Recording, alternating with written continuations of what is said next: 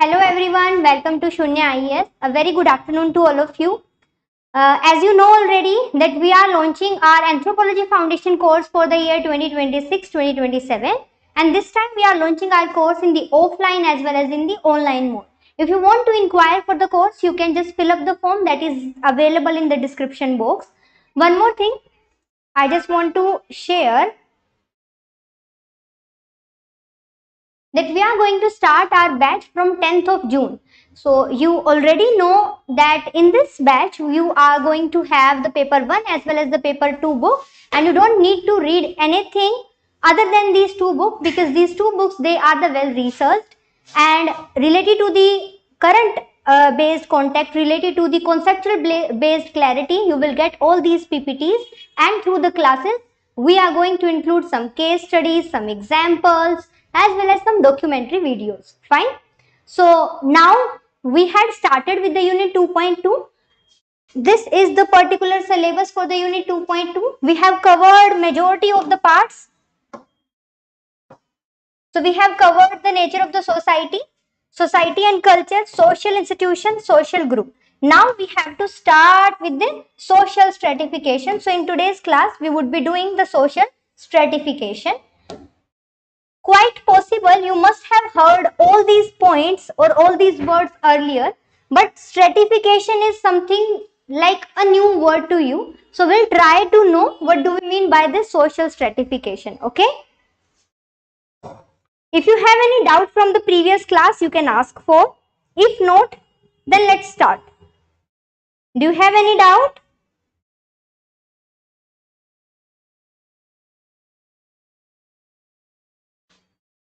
Okay. So let's start with the word social stratification. One thing you need to understand here, by the word social, we mean that we are coming out of our own premises, means something which is not individual. It means we must be talking about a group, quite possible an association, and later on to the community. You all know the basic difference between these words, because in the previous class we had done everything about it. If you haven't watched that lecture, you can go and watch the lecture number 8. Now let's start with the social stratification. The word stratification is signifying some groups. Now the arrangement of these groups is in terms of one hierarchy. Therefore, social stratification, it means whenever we are designing the society in the group based system, and these groups, they are being created based upon some criteria, and whenever based upon that criteria we are creating these groups, they are created in this format.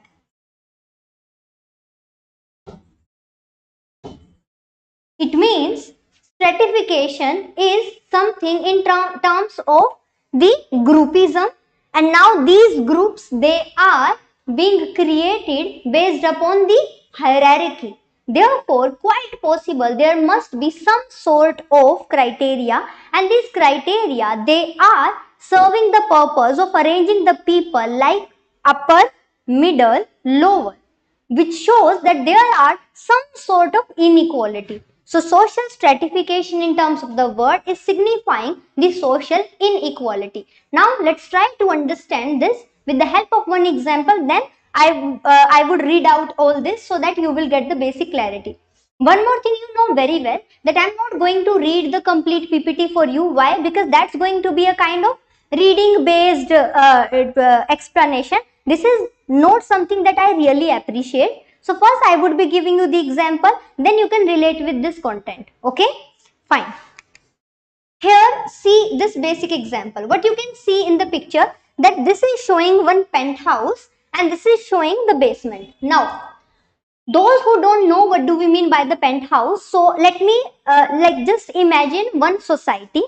In the society, there is some multi-stories building. Now this multi-story building, they are including different types of the apartments. Now quite possible there is the basement. So in terms of the comparison, the people who are living in the basement or in the ground floor, their way of living is not going to be as much luxurious as It is for all those people who are living at the upper stories. So the terrace area and the upper stories of any particular multi-story building is specified as penthouse. Why? Because these are signifying the luxury. These are being interested with so many of the facilities. So facilities you can think of, like here you will get the swimming pool, here you will get even the gym facility. So these are some sort of things that you will get here. Now, this floor of the building is specified as the penthouse, and the people who are living here comparatively would be considered as wealthy, comparatively would be considered as rich, and the people who are appreciating or living a luxury life.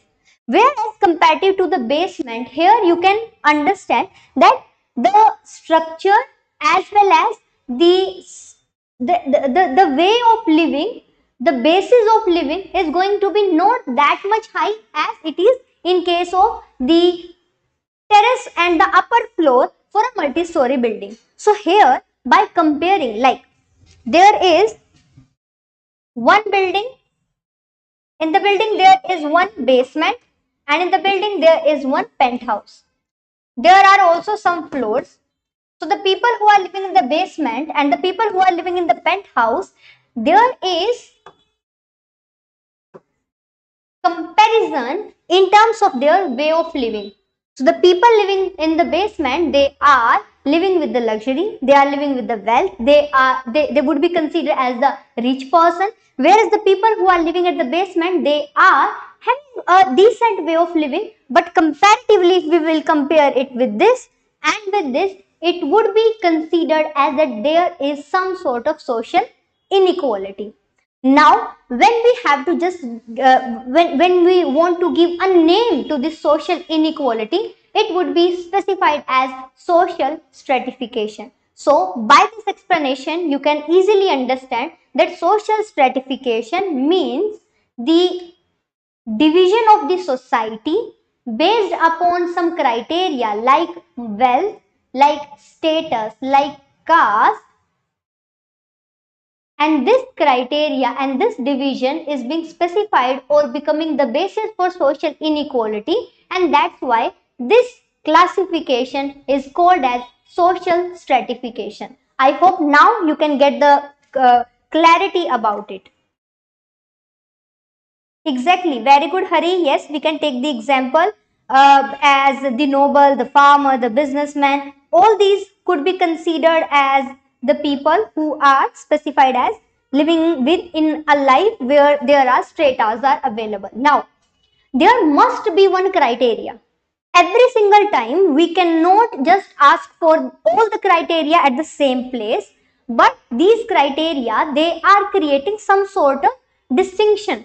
Now, education could be one of the criteria. So based upon the education, we used to classify like postgraduate, graduate, educated, uneducated, literate, illiterate, doctorate. So all these criteria. Now let us suppose you are going for an interview and you are just having the graduation.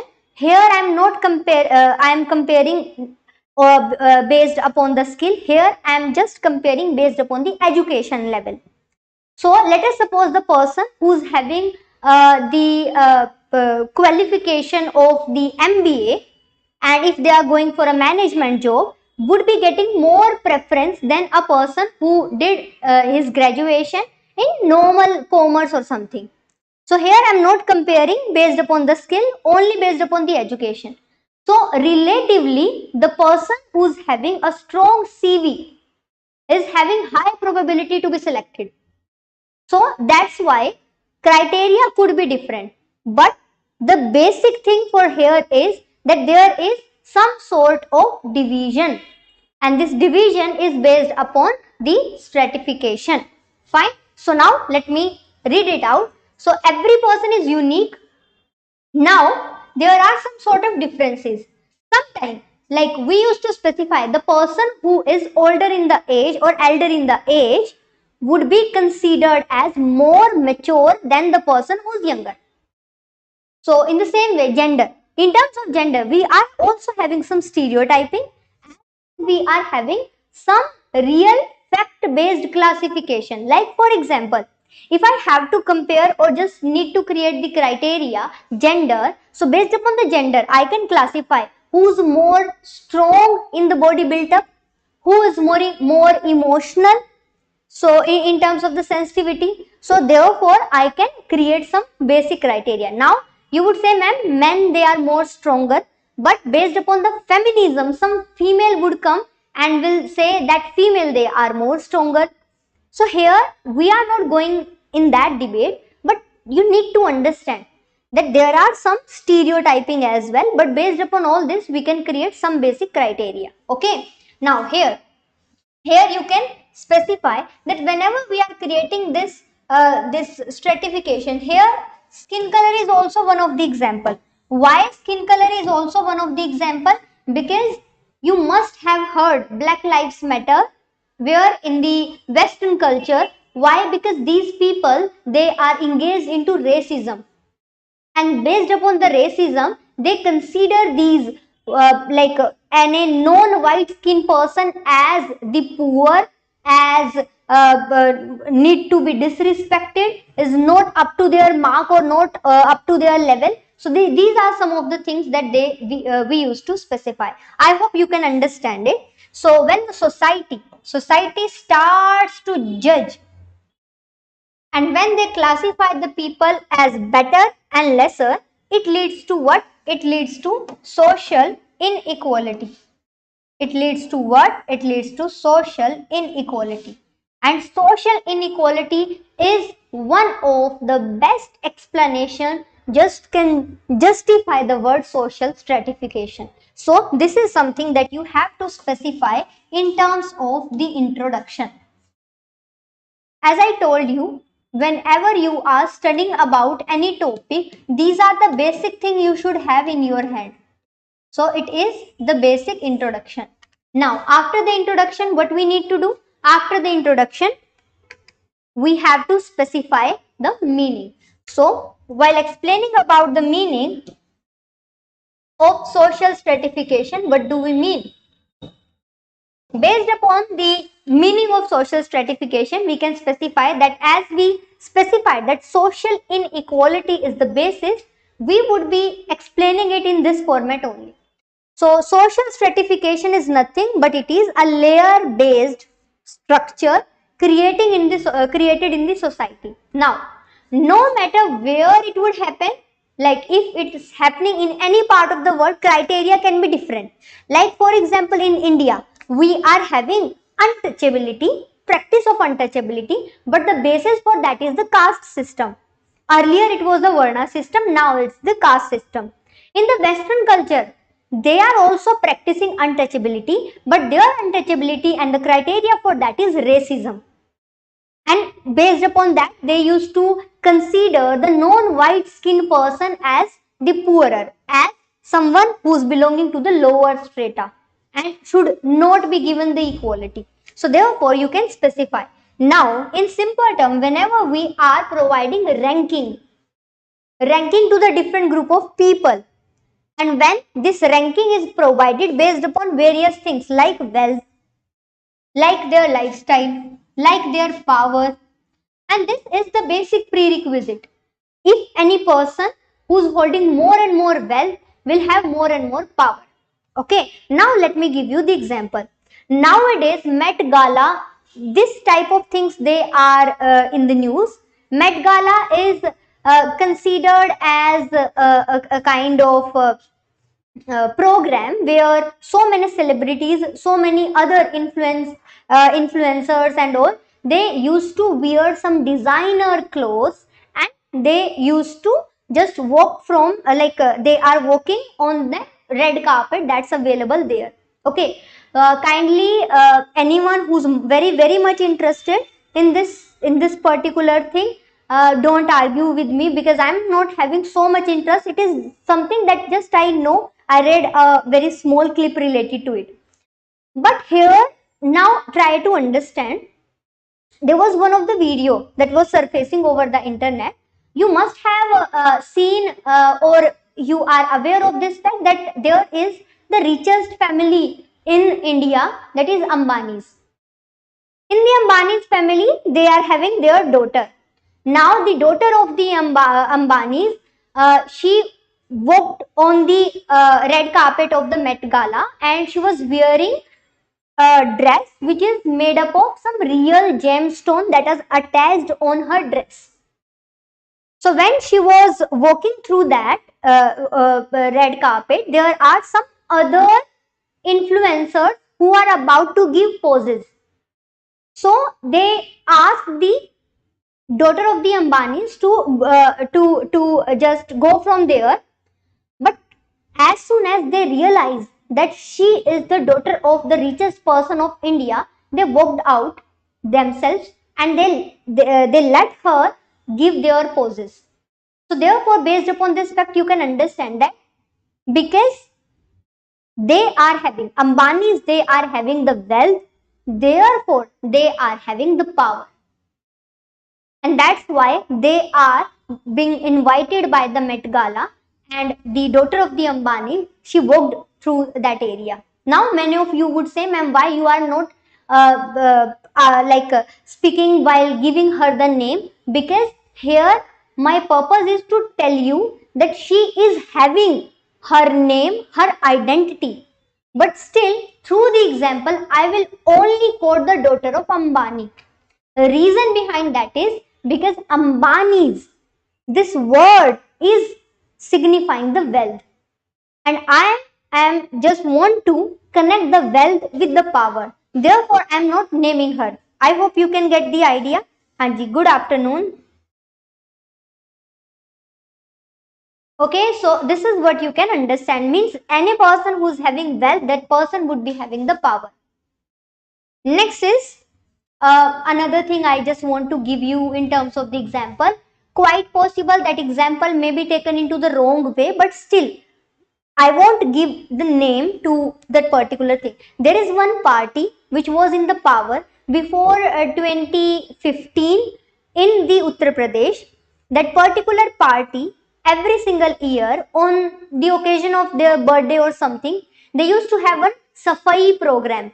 In that Safai program, that particular party of the Uttar Pradesh, they used to call the celebrities from the Bollywood to perform, and based upon their performance they used to pay them hefty fee like 1 crore, 2 crore, 5 crore, 7 crore only for the performance of some 5 minutes, 6 minutes, 7 minutes. Not only this, on the birthday of their leader, that particular party, they used to call some different type of classic chariot from the western countries, and they used to export those on the basis of their pictures, on the basis of their wealth.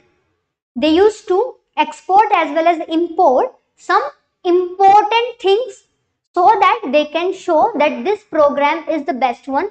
All over the world would see that program. They used to perform this program till the time they were in the power.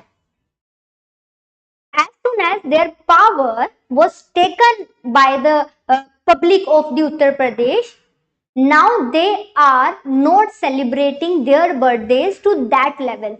It means somewhere power and wealth, they both are having some sort of combination, and this is what we need to think upon. I hope you can get the clarity.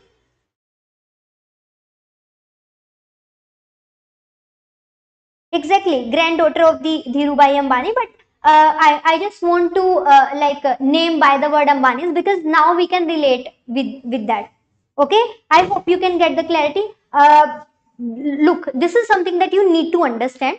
I named the Safai program, but I haven't named the party, political party of whom I am talking about. I haven't given the name to the daughter of the Ambanis. Why? This is how you need to frame your language.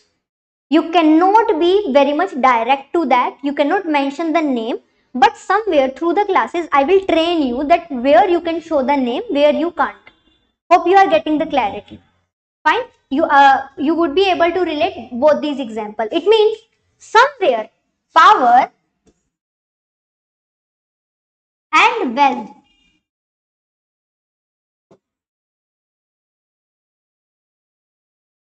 Somewhere power and wealth, they both are connected.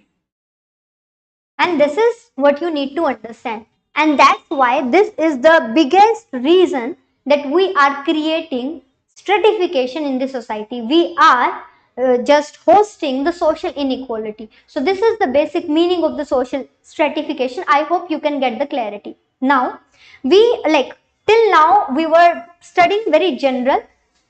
Now, from the next slide, we would be taking our social stratification based study to the next level. And how that would be, you know very well that every single thing you are doing for that, first introduction, then meaning, and then definition. And this definition, it should be straightforward. Like, I'm going to provide you three definition. You can remember and you can write down, like you have to write down all these three in your notes, but you can remember one of them. Okay, so now let's start. So the first definition as being provided by the Ogburn and Nimco. Here what you can understand,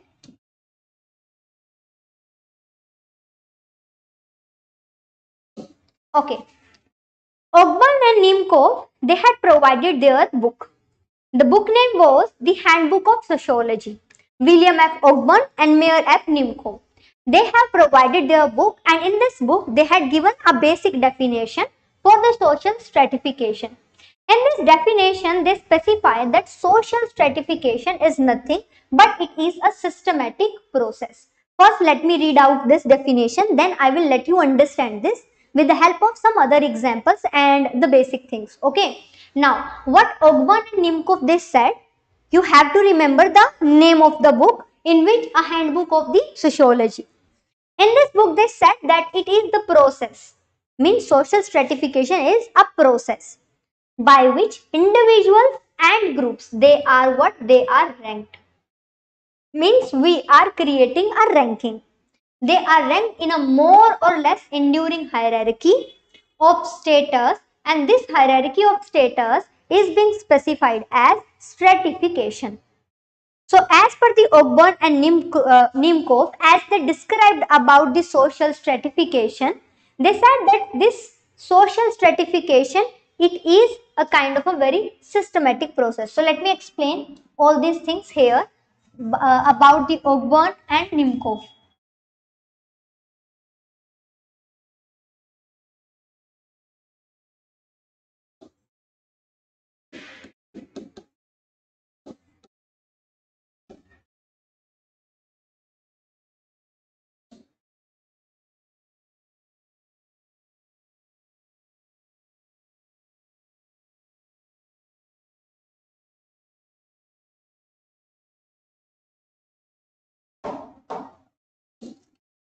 Okay, so Urban and Nimco, they said that social stratification is nothing but it is a systematic process.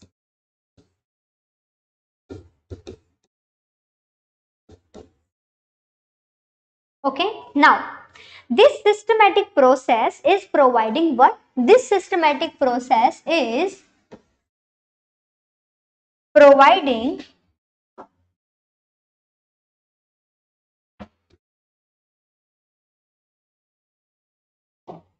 ranking.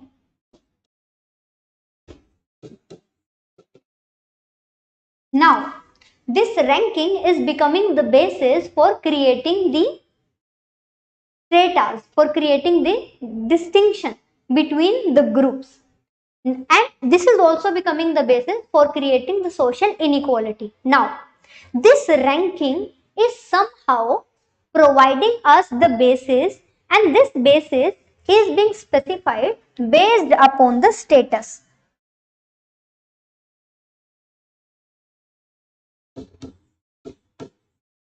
Means it is based upon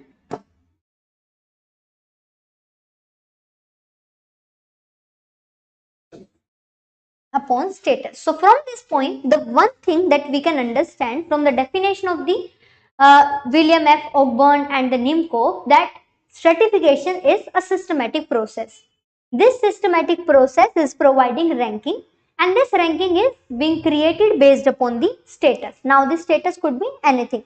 It could be the wealth, it could be the education, it could be the caste, anything, social status, anything. Now another thing they specified that this criteria and this classification, it is somehow being created and it is not temporary. Temporary means just tell me the answer of one single question. Could you change your caste?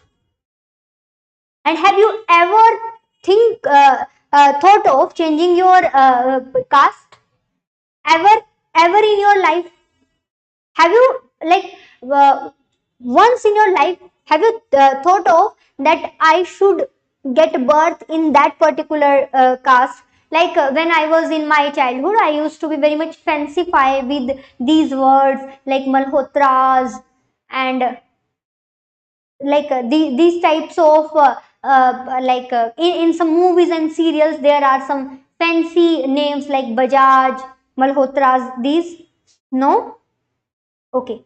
Now let us think that you just want to change your caste. Would it be very easy for you? I mean, is it something that going to be very much smooth that you can change your caste? Is it the case?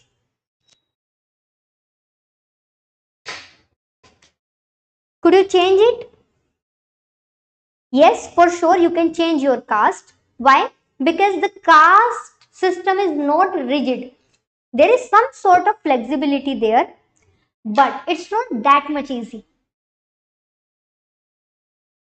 Another thing is this, that as you cannot change your caste, in the same way, you cannot change the status easily. Like for example, you are as per the wealth in the poor category.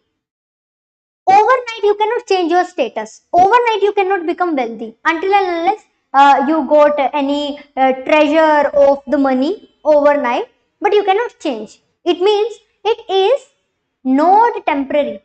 It is relatively permanent. So therefore, another thing that we can take from the Ogburn and Nimcoff definition, it is temporarily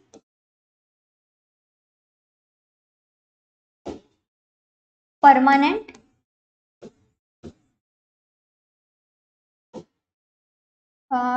it is temporarily in nature. Sorry, it's not temporarily in nature, relatively permanent.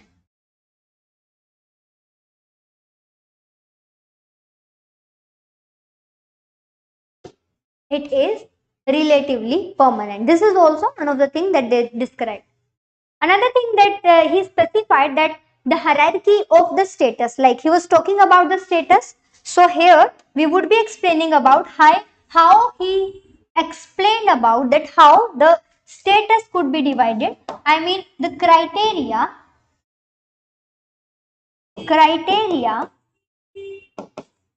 for the status.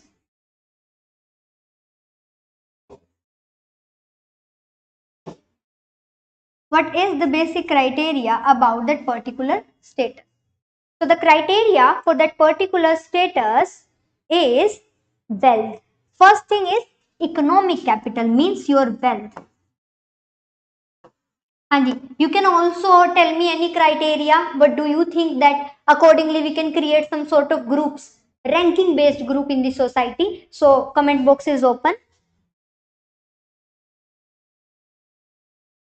Okay, when I face the discrimination in the society, I feel I have to change. But the change is not going to be smooth. If you are feeling like changing your caste criteria, that's not going to be smooth. Reason, because society won't appreciate this thing if any lower caste person want to come to the upper strata, or any upper caste person they want to go to the lower caste strata. That's why I'm changing the religion caste is possible, right? Yes, changing the religion as well as the caste is possible. No one is going to put any sort of restrictions upon you, but yes, it is not that much smooth. There is going to be like, it's a kind of a long process. This is what you need to understand. That's why I am saying it is not temporarily. I mean, sometimes it may change, but most of the time it's going to be difficult to change. Another thing is relatively permanent, like somewhere it is difficult, somewhere it is not that much difficult, but for sure it is permanent in nature. Okay, that's why you started preparing for the UPSC.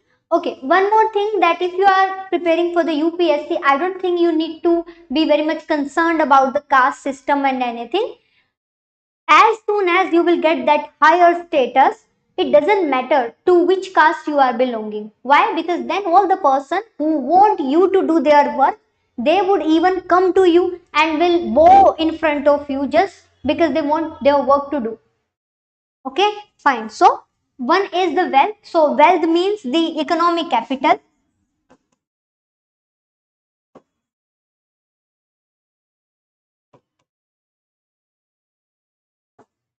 Another status that we can refer is about the power. So power is something, okay, power is something that is attracted. So power is attracted based upon the wealth, but somewhere power is also ensuring the wealth.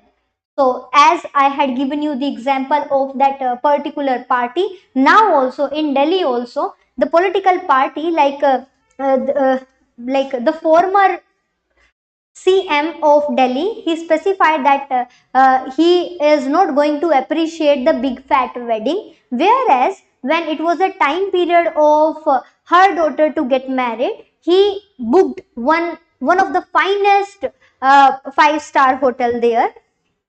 From this perspective, we can understand that that person was not that much wealthy before he came to the power, but after coming to the power, he attracted wealth, and that's why like earlier he was a common man, but now he can afford the luxury thing. So this is what you can understand. Now many of the person who would argue with me and will say that ma'am, this is not the case, that CM, he did so many good things, these and that. Yes, we like, I do appreciate, but here in terms of the example, we can refer without giving the name.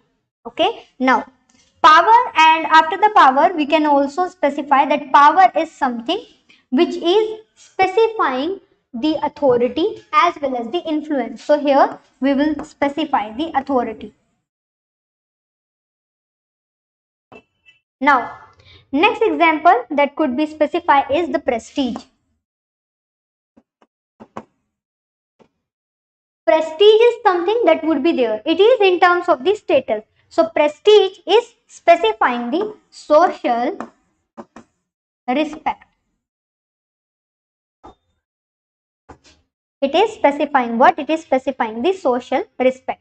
So this is what you can understand. So based upon this particular thing, we can specify that there are some sort of layer in the society. This layer is in the same way as there are any floor in the building. So the ground floor is going to have a simple way of life. The upper floor, the penthouse, is going to be going to have the luxury life. So based upon this criteria, we can even we can even divide them.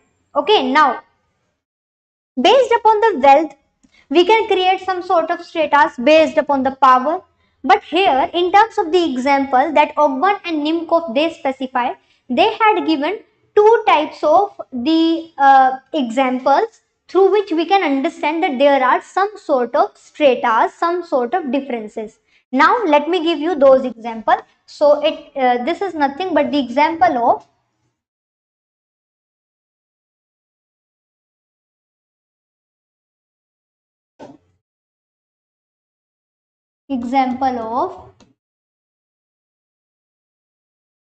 caste-based system.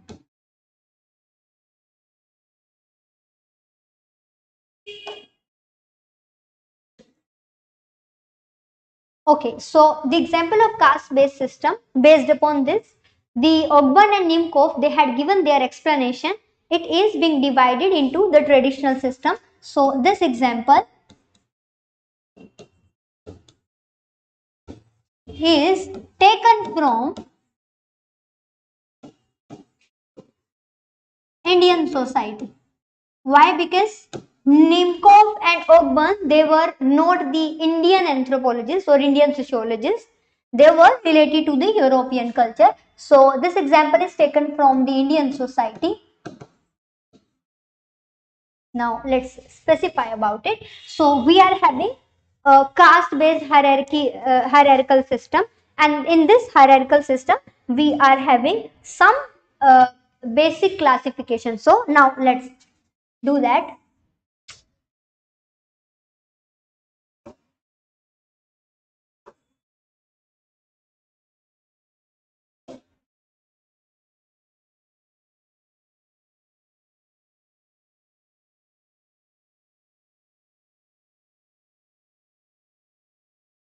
Okay. So this hierarchy or this system is involving some sort of distribution. How this distribution is being specified? So we are having Varna system. This Varna system later on will become the basis for the formation of the caste system. So this Varna system is having 4 class or caste,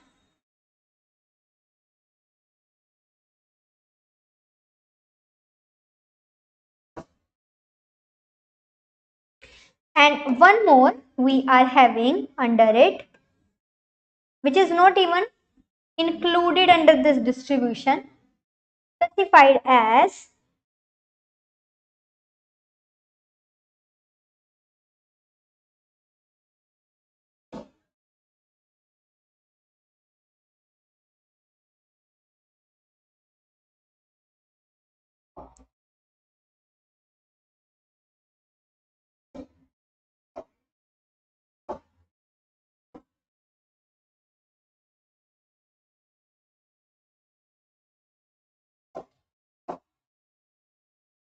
specified as it is being specified, like invention is the mother of necessity is the mother of invention. Let me just fill up the color so that we can have the distribution.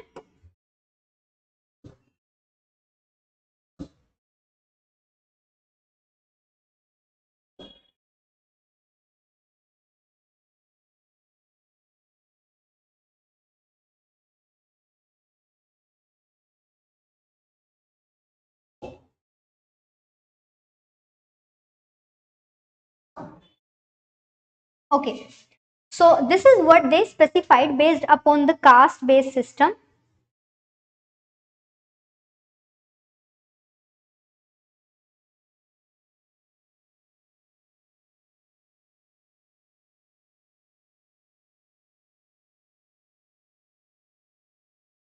For sure, MK, our blessings are with you, and if in case you need any sort of help and assistance, you can like the number is available in the description box. You can just get in touch. Okay, fine. So now let's try to find out what is the basic system that we have in terms of the caste based distinction.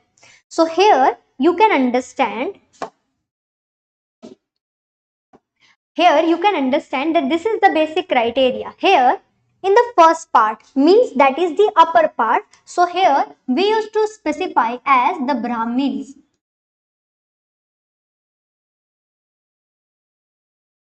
Here we used to specify what? The Brahmins. Now after the Brahmin there is the another caste system which is being specified, like which is lower than the Brahmins, specified as the Kshatriyas. Then after the Kshatriyas there are the Vaishyas. After the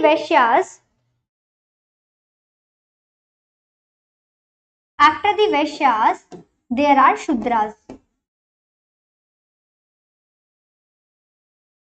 And after the Shudras, like these are someone which are being specified or which are being included under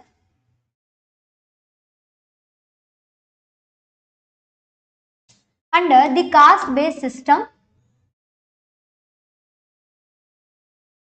So these are being specified under the caste based system.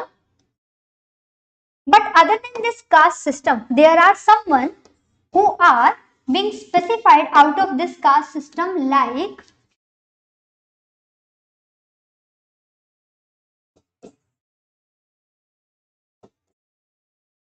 untouchable. Means they won't even come under our caste system. They would be specified as someone who should not touch the part of the societies. I mean, let us suppose if we are having a well, so well for the water. So these untouchable, they were not being allowed to touch that well. Why? Because they consider if they will touch it, it will become impure. So based upon this criteria, we can specify them, and these are specified as the part of the society which is even not included under the society. Means it is signifying social exclusion. So these are being specified as the untouchable,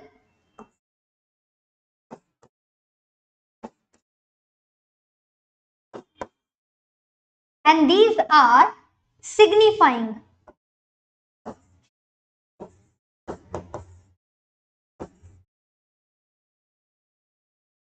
this is basically signifying, we can just write down simple, social exclusion.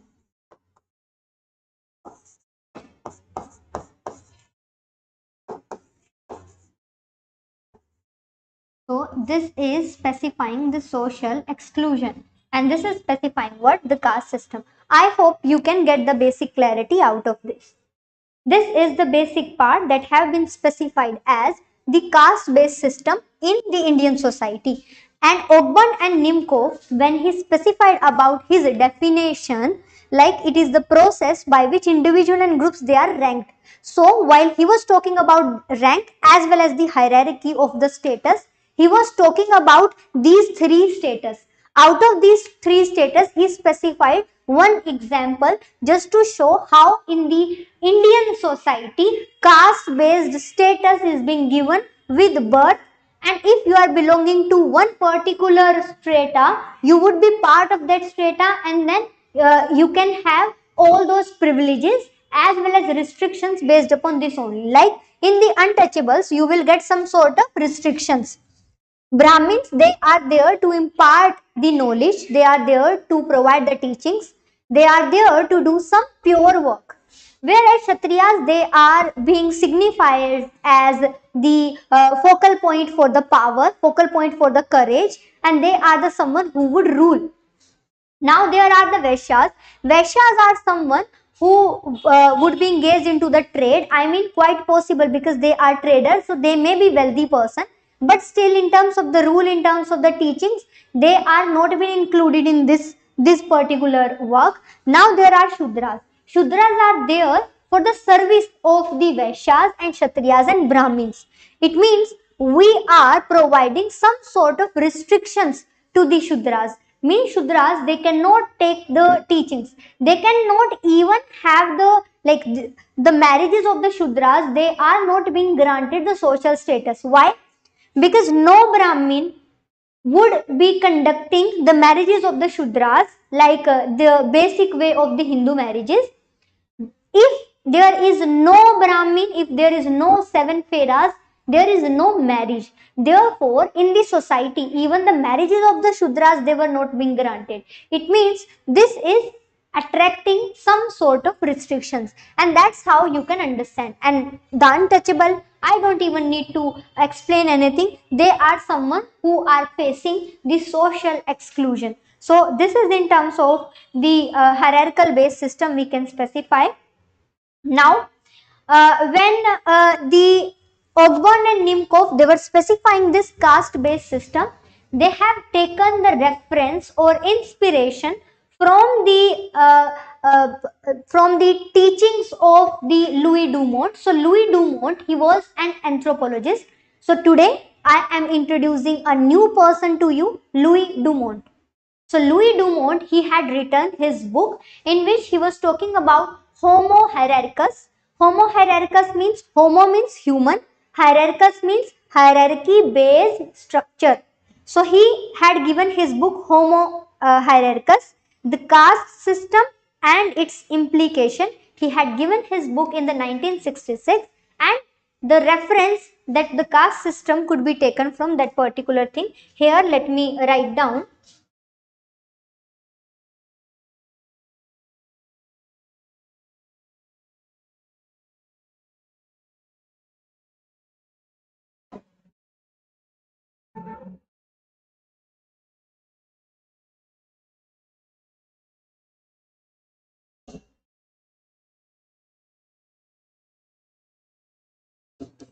Louis Dumont,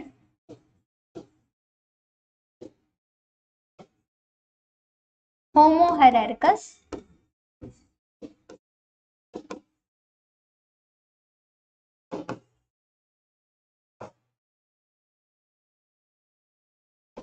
the caste system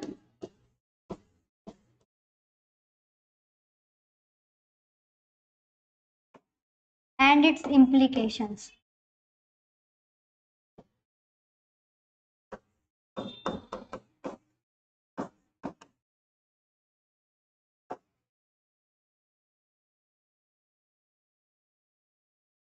So this is what he had provided.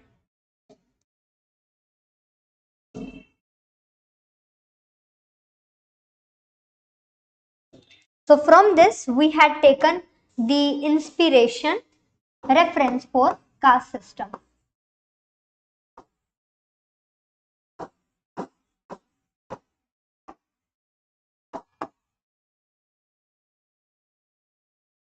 Now you won't be having the reference of the Louis Dumont in the paper 1. This is the only thing. Like I'm mentioning his name. Louis Dumont is someone who's related to the paper 2. So I would be using his name for the paper 2. So we would be having the discussion related to the paper 2, related to Louis Dumont. But this is what you can understand related to this part. Battery change. So this is what you need to understand. So just wait for a while.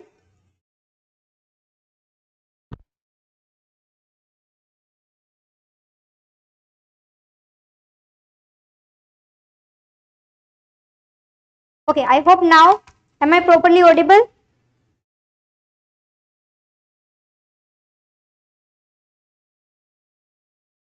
Fine. So this is one of the example related to the definition of the Ogban and Nimkov.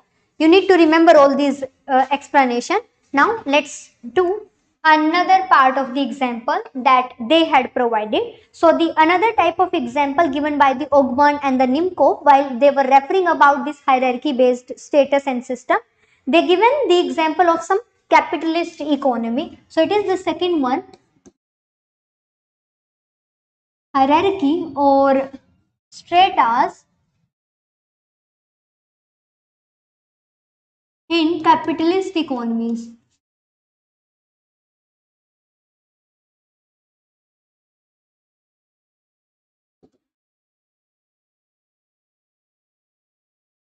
So this is in terms of ranking in the capitalist economies. So the ranking in the capitalist economies, it is being created based upon their wealth, based upon their power, as well as the kind of resources they are holding. So here in terms of the capitalist economies, we are having it's going to be very simple. So they are having upper class,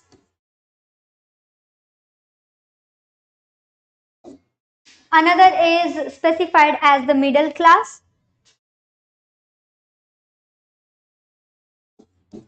then the working class,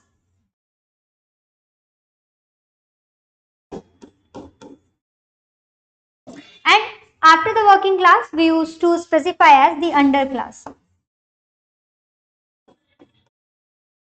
So this is in terms of the basic classification we used to provide. Here you can understand that these classifications, they are specifying some sort of criteria as well as the stratas in the society. Through that you can understand that this is the basic classification based upon the wealth as well as based upon the money. I hope you can understand. Fine. So on the basis of these criteria, we had specified one of the definition.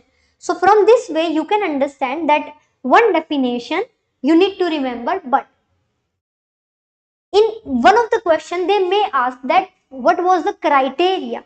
So just to explain the criteria, we can also give the reference of the anthropologists and their classification, and then we can specify their classification in this manner. I hope you got the clarity. If you have any doubt, you can ask for. Okay, so MK is asking that ma'am, caste system existed in India only. Let me specify, Varna system, it was there in India only. Caste system is also being specified in the various different castes, like in the Christianity also we are having some caste, but their caste system is not as much prominent as being specified in India. So therefore, so many anthropologists, they studied the caste system from India only. So if I have to answer caste system does exist in India only, I would say yes. Because caste exists only in India, class exists in the Western society. Now the basis for this class can be anything, but yes, caste system exists in India only. We would be understanding about the caste system in a very detailed manner in the paper 2. So in the paper 2, we have to study about the caste system. Okay, fine. Now let's move forward and let's do the second definition. So the second definition, this definition is being given by whom? By the Kurt B. Meyer. So Kurt B. Meyer, through their book Class and Society, they had specified, here try to understand the kind of word they will specify. Social stratification, it is a system. System of what? System of differentiation. Differentiation we know. Why? Because there is some sort of differences and we are creating these classes based upon this difference only. Now they specify that social stratification, it is a system of what? Of differentiation, and it includes what? It includes hierarchy. Hierarchy of social position. This hierarchy of the social position is specifying superior, equal, inferior categories. It's providing superior, equal and inferior categories. Now, let's try to understand their specific criteria, their specific aspect.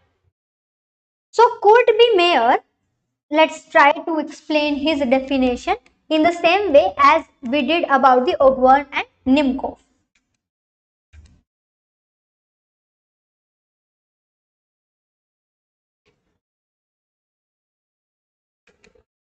Okay, now let's try to do that.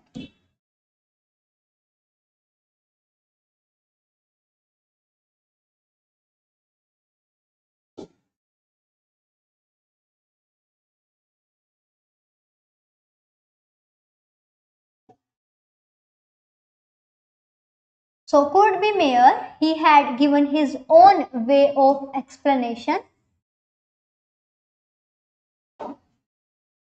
So he had given his own way of explanation.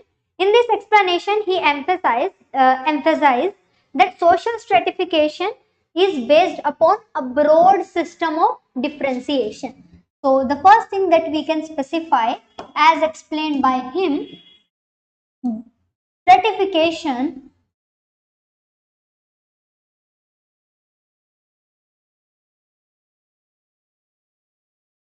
is based upon broad set of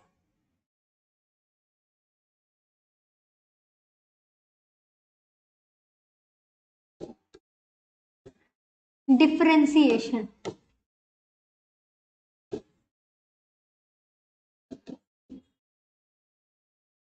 It means it is dependent upon the broad set of differentiation. This is what that we have to understand. Now, what could be that broad set of differentiation? I mean, what were those criteria on the basis of which I had specified this caste system? So for that, they specify that there are so many systems based upon this. So what are those system, like broad set?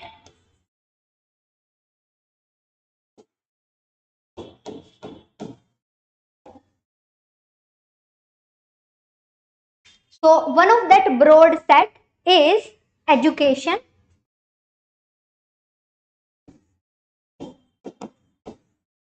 Another is the occupation.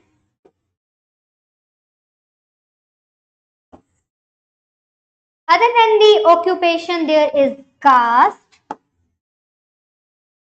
there is race, and there is gender. And for gender, I would like to specify one star.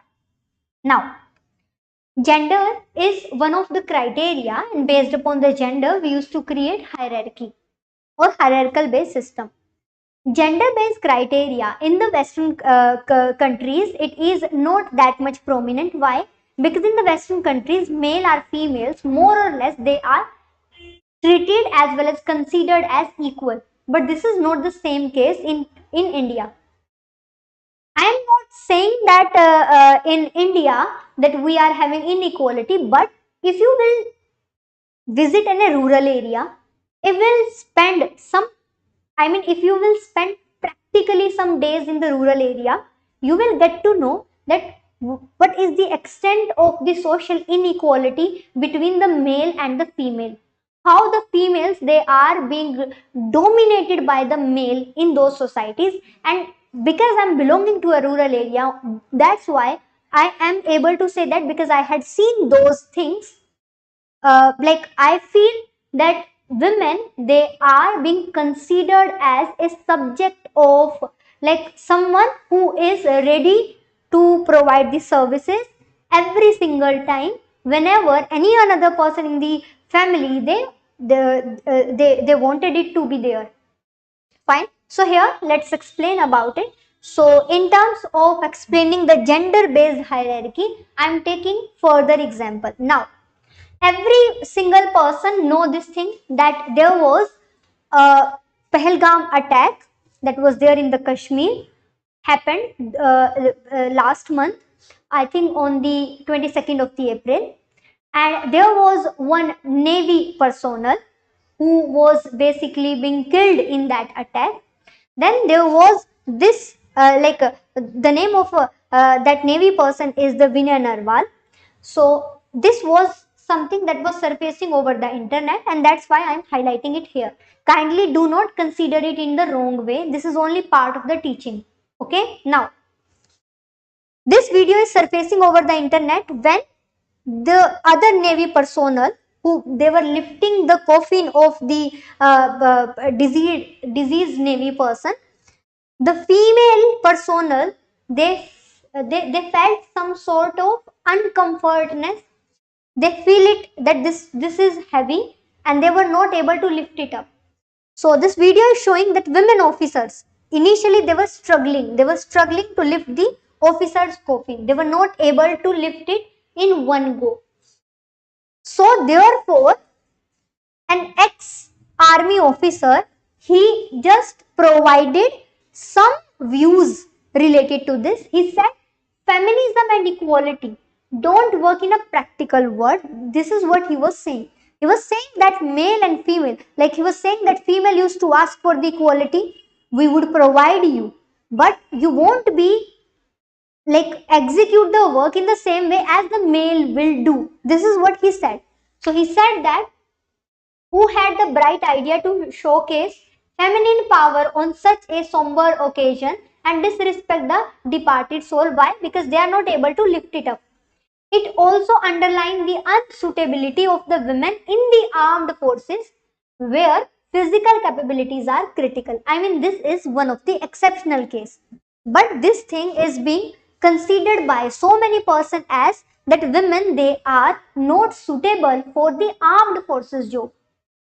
But as soon as we launched the Operation Sindoor, this view would change. Here you know that Wing Commander Vyomika Singh and the Sophia Qureshi, they were the two female officers who lead the Operation Sindoor. So from this point of view, you can understand easily that these are the kind of example which is signifying that gender based hierarchy and the criteria for gender based hierarchy should be changed.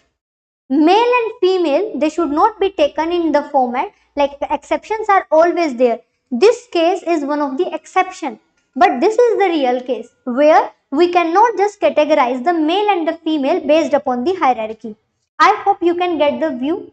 So this is something that we can take from anthropological perspective, that men, women having the intelligence, capability, they are being treated as inferior because of one or two cases. But if we would be considering the female in their complete potential and capabilities, we can see such type of examples in front of us. Fine. So this is something that's related to this part. I hope you can get the clarity out of it. Fine. Another criteria for this could be the racial stratification. So racial stratification is white Americans, they used to occupy some superior social position, whereas the African Americans, they used to specify that like they are considered as the victim of the racism. Fine. So this is the basic criteria we can take upon.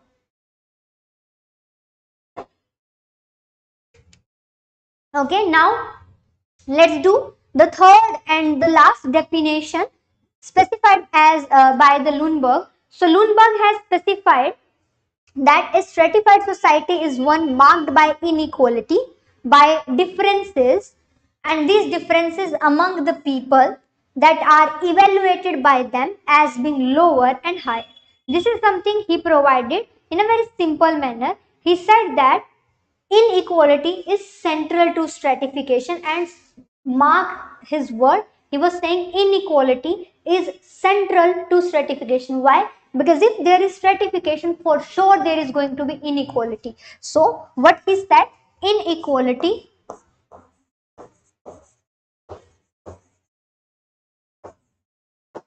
is central to stratification.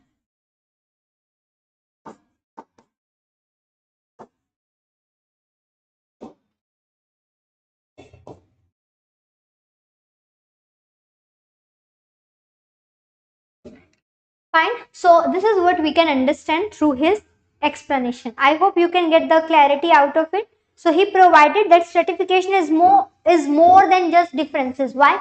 Because we are creating some differences between these groups, but not only we are creating these differences, other than the differences, we are providing judgment as well. I mean, we will in practical will behave accordingly. We first trying to create the difference, then after creating the difference we are behaving accordingly. So this is the basic explanation we provided. I hope you can get the clarity. Fine. Now we are done with this part, that there is the introduction, then meaning, then the definition of social stratification. We have explained the definition of social stratification in a very descriptive manner. Now let's do the next part, and this part is being specified as the nature of social stratification. I mean, what do you feel, according to you, what's the nature of the social stratification? So we would be taking the points one by one, and let's explain about it. So the first part that we have to explain about the nature of the stratification. So this nature of the stratification is being given by one of the anthropologists, and the name of that particular anthropologist is given by George. So anthropologist, he had specified that social stratification, it's a social phenomena. Why? Because in isolation you cannot distinguish You cannot create some differences between the people. So this is what they specify, that it is being specified by the Gerald D. Barman.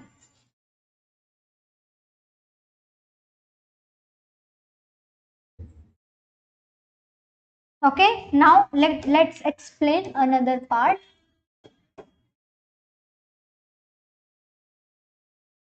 Okay, so the first thing he specified in terms of the nature, that social stratification, so I would be writing social stratification as SS, is a moral phenomena.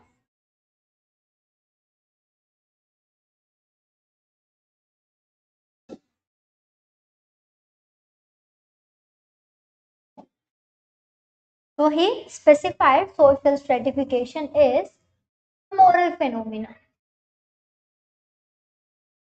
Now, this moral phenomena is specifying how society using the stratification system for judging the people. So this social phenomena, this moral phenomena is talking about that how we are specifying something as in practice. Now let me give you the basic overview. There are two things, and it is part of your GS syllabus as well, GS paper 4 ethics. So in the GS paper for ethics, you are having two words. One is ethics, one is the morality. Now, the guidelines which are telling you which is good, which is bad is specified as ethics. Ethics, they are for the society, so that society will behave in a good manner. But what do we mean by the word morality? Morality is something which is individualistic. Like for example, ethics, they are specifying that telling a lie is bad. Morality is specifying that, like in the society, this is also the thing, that if your one lie is saving the life of someone, you should not lie. But morality is something individualistic, which is specifying according to you. You feel telling a lie is bad, it is something wrong, you would say it is wrong, and it would be specified as wrong only. So this is what you need to understand. I hope you can understand it in the same way. So they are specifying that social stratification is a moral phenomena. It means like in the society, teachers, basically the priest, I am talking about the Brahmins. So Brahmins, we consider that they are the priest, they are the knowledgeable person. Therefore, in practice, we used to bow in front of them and we used to respect them. In the same way, let us suppose there is one person who is belonging to the Shudras and providing you the service. Let us suppose that person is cleaning your floor. Because that person is cleaning your floor, you would like to put more and more litter there in front of that person so that your area would be clean. This particular aspect is showing that you are not respecting the work of that person. It means social stratification is a moral phenomena which is talking about your morality, and you used to change your morality based upon the status. Fine. So this is what you need to understand. You would be the same person, would be talking in a very bad manner with your servant, but with you would be talking with a very respected word with the priest. Why? Because you feel the priest can bless you, and his blessing would help you to do the work good, to do the good work in the future. That's why. Fine. So here we can just write down that social stratification is a moral phenomena, and it refers how society uses the criteria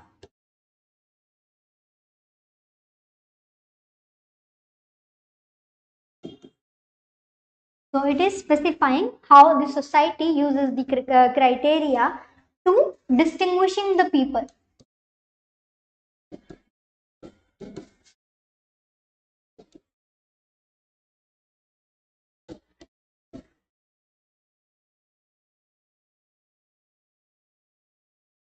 Okay, now let's move forward to the next part.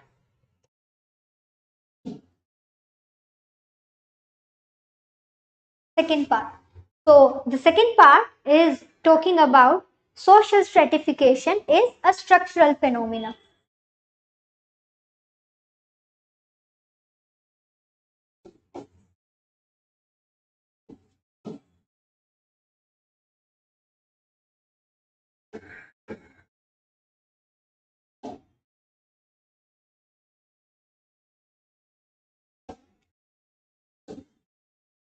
So social stratification is what? It is a structural phenomena. So structural phenomena means what? Social stratification. It is not random.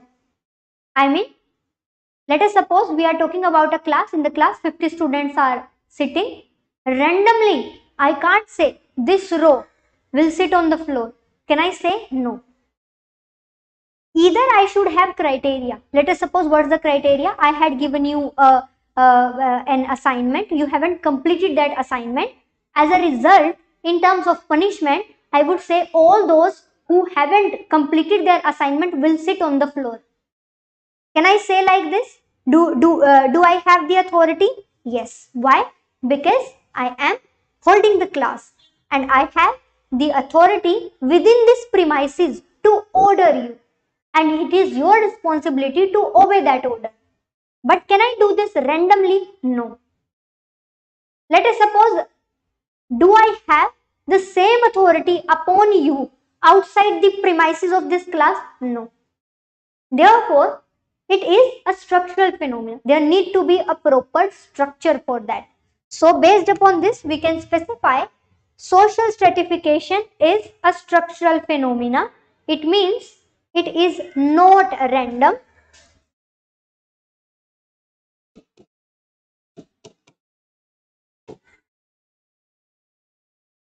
Created in a structural way.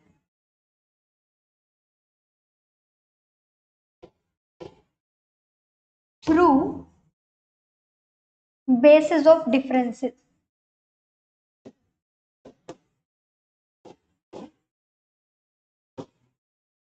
Okay, so this is something that we can specify.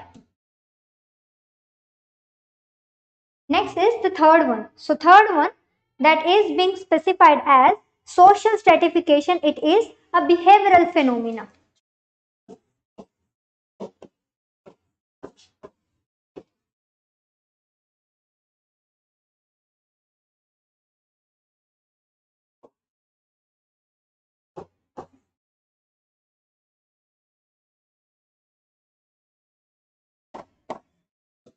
So social stratification, it is a behavioral phenomena. Behavioral means what? It influence how the people will behave. Means you know this person is rich, this person is wealthy. You will be attracted toward that person as well as you would be attracted toward person. Your way of talking, your expectation, your speech, it would change. It would change accordingly. So therefore, we can specify here that it influences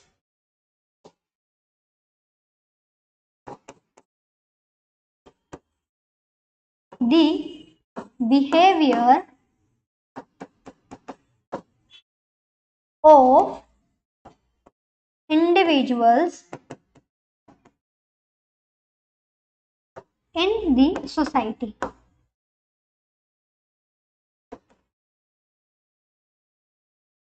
So this is what we have related to this part.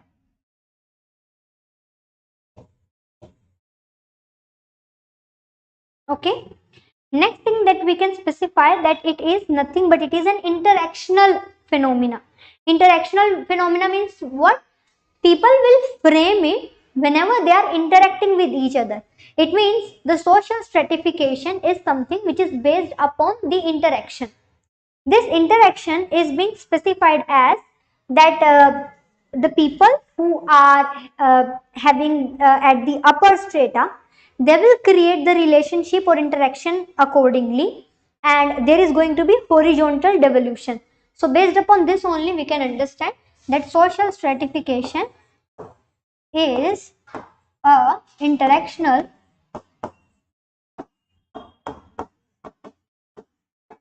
phenomena.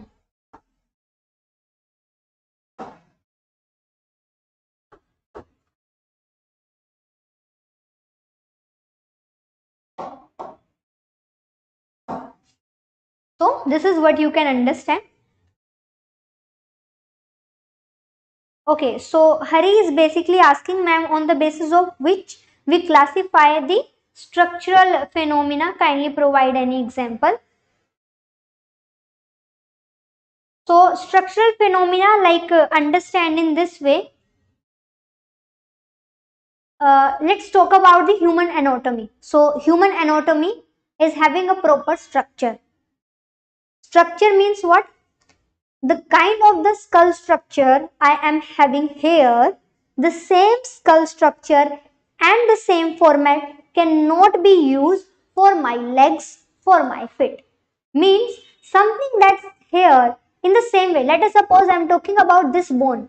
This bone of the arm cannot be used as a bone for the legs. Can it be? No. Why? Because there is one proper skeleton structure of the human anatomy. In the same way, we have created the structure for the society. The structure that is being specified in this manner. This structure is saying that Brahmin will have the teachings. Now, all these stratas, they would be dependent upon the Brahmin for getting the education. Let me give you the basic example. The Guru Dronacharya ji. He was imparting the education to the Pandavas and to the Kauravas. So Kshatriyas, they were under the Brahmin. In the same way, we have Kripacharya. For Prithviraj Chauhan, for Maharana Pratap, we were having different gurus. And these gurus, they were none other than Brahmins. Now, this is what the structure will talk about. I hope you got your point.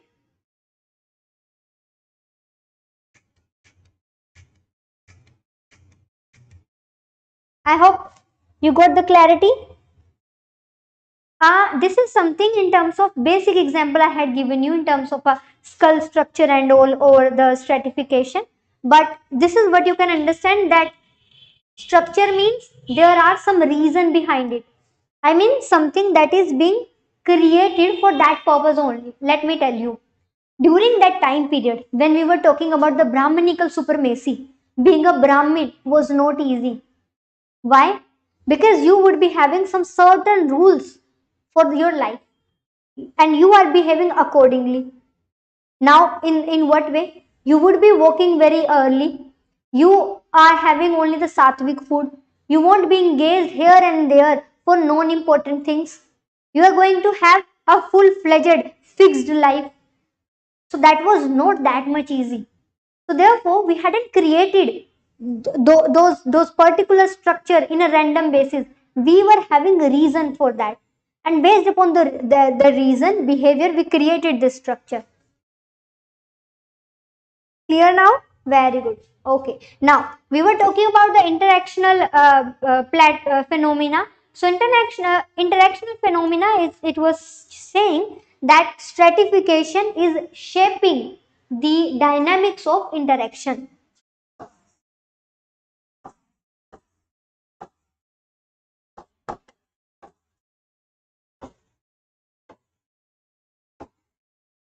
Dynamics of,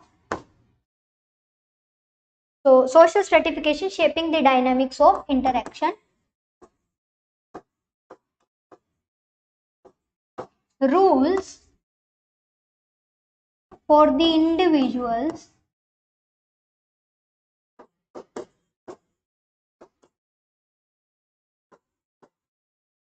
to interact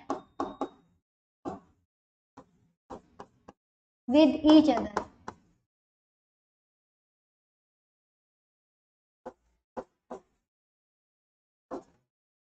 Interact with each other, so that after that they both will interact. Fine.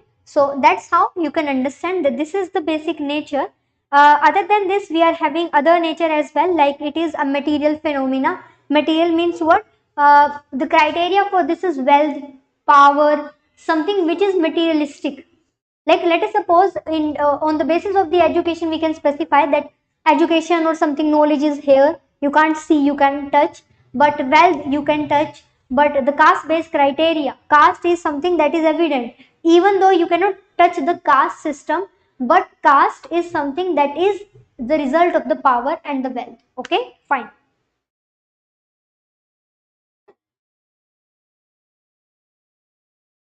Okay, so Hari is saying pattern of interaction different with one to one is international phenomena. Exactly, pattern of interaction. Pattern of interaction means with whom, what kind of words you are using. Let us suppose for the person who is elder to you, you would be saying आप ये कर लेंगे. For the person who is younger to you, or for the person to whom you consider servant, तुम ये करके दो. It means your tone as well as intention is changing as per the structure. In the same way, in the social stratification, that's why interaction is being changing. Means the choice of word, means the tone, means the politeness and harshness. It is there in terms of these phenomena. So this is what you need to understand. Fine. So from this perspective, we have understood the basic of the nature that's being provided by the George D. Barman. Now let's specify about the process of social stratification.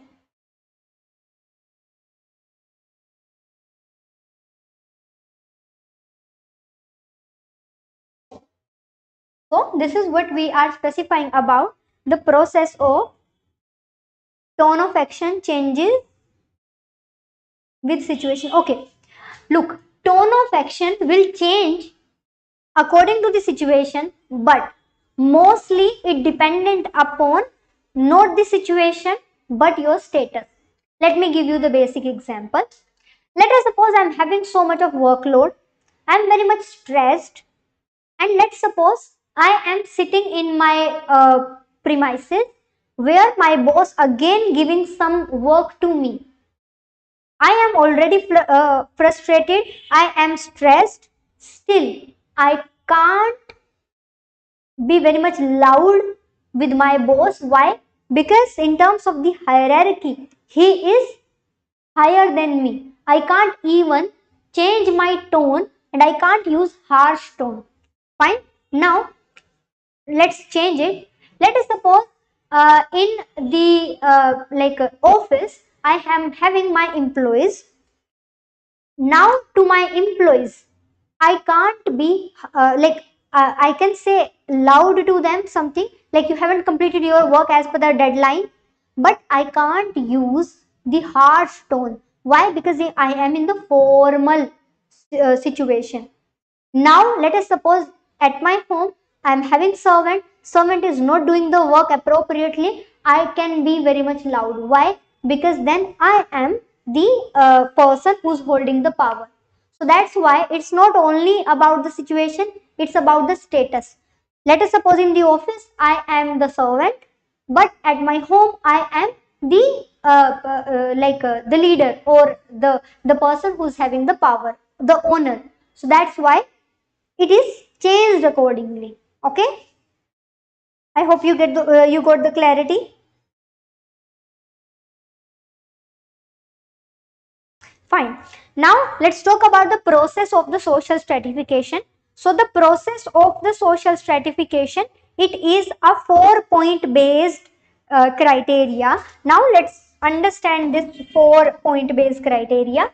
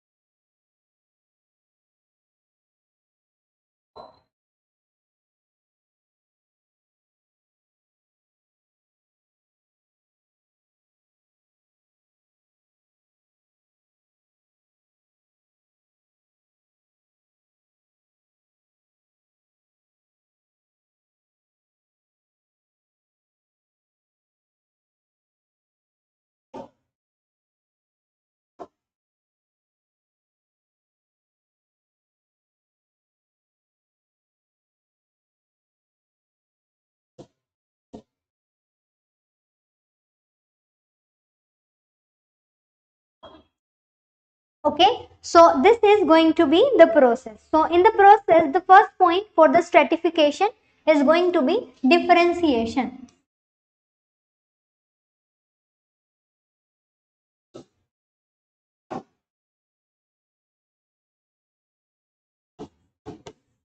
So first, if you have to stratify, so first what would you do? You will start creating the differences. So the first point is going to be to create differences among the people. So the basis for the differences could be anything. It could be any skill, education basis, wealth, power, anything. But for the very first time, what you do is you started noticing the differences. Once you will start noticing the differences, then what you will do? First, you will identify the differences. Based upon the differences, you will compare, and based upon the comparison, you will create some sort of ranking. So, you will compare,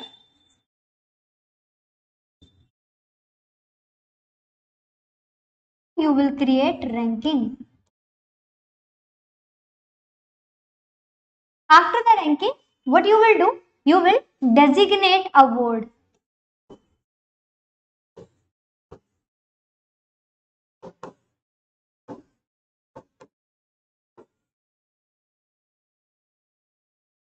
And at last, what would you do? At last, there is going to be stratification.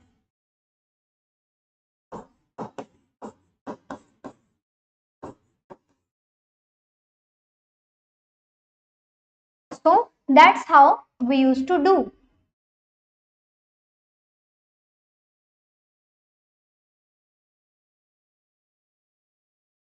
Now let's try to understand how the things would be there. So this is something that we want to achieve in terms of the stratification. Fine. Okay. So for the very first thing, what would happen? Differentiation. There is going to be society. Society would exist. Society will notice some differences. Once society will notice some differences, then society based upon these differences will assign some sort of roles, and these role through on the basis of these rules or role, they will start creating some sort of classification. Let us suppose you 50 students are sitting in the class. Because 50 students they are sitting in the class, I start randomly, I start asking you in which particular thing you, in which particular hobbies you are having interest. So I am just asking, and I'm expecting, because you are here for the UPSC preparation, so the biggest hobbies for you all is to read the books. This is what I'm thinking in my mind. Why? Because UPSC preparation is all about study, study and study. Fine. Let us suppose this is the basic thing. So I would say that this is the basic part. Now, as soon as I started asking you, some of you would say, ma'am, I like paintings. Some say, I like music, I like singing, I like dancing.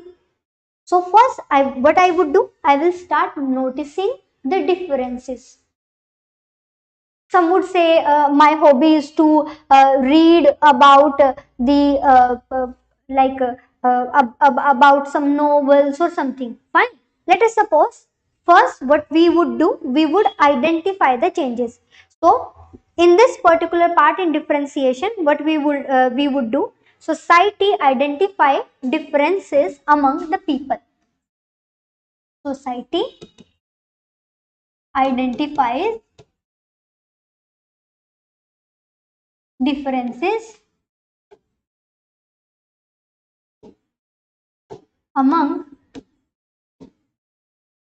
people.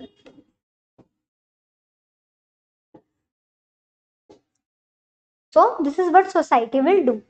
Once society will start noticing this differences, based upon these differences, society will start providing you category. Differences become the basis for category. means I would say, yes, you like dance, so 4 people like dance. You like singing, so 3 people like singing. So that's how first I will create categories. Now based upon the categories, I will provide one ranking. Ranking means what? Ranking means when I will compare the roles. So I would say singing song is much better than dancing. Why? Because singing song is looking very nice, very appealing, whereas it seems to be very informal, and which is something not inviting. Like, kindly do not consider it in a bad tone, but I'm just giving you the basic example. Singing means something which is appealing. Singing means something which seems to be very structured, as well as very good elite in the society. Whereas dancing means you are providing your services for someone's entertainment. You are dancing in front of them. That's how I started comparing. Like, if I have to compare between a singer and a dancer, I would provide more respect to the singer comparative to the dancer. Fine. So that's how we will start creating ranking. So ranking will be started at the point when we would compare them. So based upon this comparison, what we used to do, society began to compare the roles. Society began to compare the categories.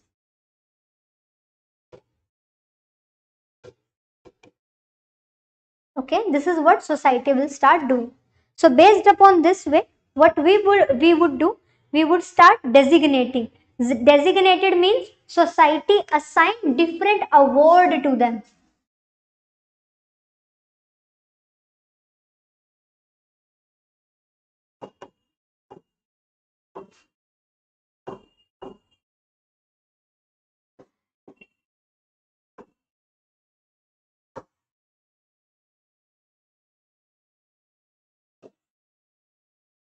This is what society is doing. And at last, once you will be providing award means what? Award means, let us suppose here I started, like, let's take the example, asking for hobbies,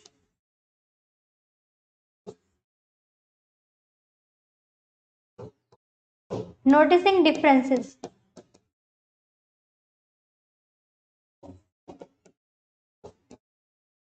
Because I started noticing difference, I started comparing. So based upon comparison, I'm comparing between singer and dancer. So based upon that, I will provide criteria means designation. So according to me, singer should be given first position. First position means should be given more respect, and then dancer. So this is what? Designation. These numbers are what? Designation. So these numbers are being specified as the designation. Now, next part is stratification. So based upon that, this would be my strata. These are my differences. My differences, it would involve, means singer, they should be given more prestige than the dancer. So this is what? Strata. Strata means any of the person who would be classifying themselves as the singer, they would be specified as someone who's having more classification, as well as they should be given more respect and prestige. I hope you can get the basic criteria about it. So stratification means what? Means structured social system. So hierarchy based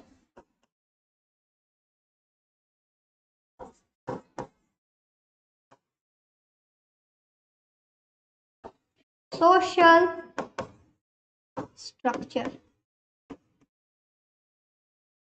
This is what we mean related to the process of the social stratification, and I hope you can get the clarity related to the point. Fine. Okay, so now we are done with this part as well. Now moving to the next part. and the next part is the criteria. Now I am not going to give so much of the time for explaining the criteria of social stratification. Reason behind this, because I had already explained the criteria, and the criteria is being explained by me like here in the when we were talking about the Cartley B. Meyer definition, as well Kurt B. Meyer definition, as well as when we were explaining the definition of Ogburn and the Nimco, then also we had given the basic explanation. So therefore I won't be explaining criteria in a very detailed manner because we had already explained about it. I just want to give you the basic example related to it. Like for example, one of the criteria, like here I am only giving you the example. First, one of the criteria for the social stratification is your birth. Means if you will be getting birth in which country, in which caste, in which family, it is signifying your criteria. Let us suppose, can you do the thing? You had taken the bath, you had taken the birth. After the birth, you are just opening your eyes, and when you saw the faces of the people in whose family you had taken birth, could you ask to the god, no, this is not the family I needed, give me the birth to the Ambanis? Could you do that? No. It means birth is one of the criteria. And this criteria is something which is relatively permanent. Relatively permanent means what? Let us suppose you are belonging to a poor family. You took birth in a poor family, but later on in your afterward life, you can raise your status through education, through skill, and then you can have the upper strata as well. Fine. So this is what you can do. So birth is one of the criteria. So for birth, what we can do is we can take the example caste system in India.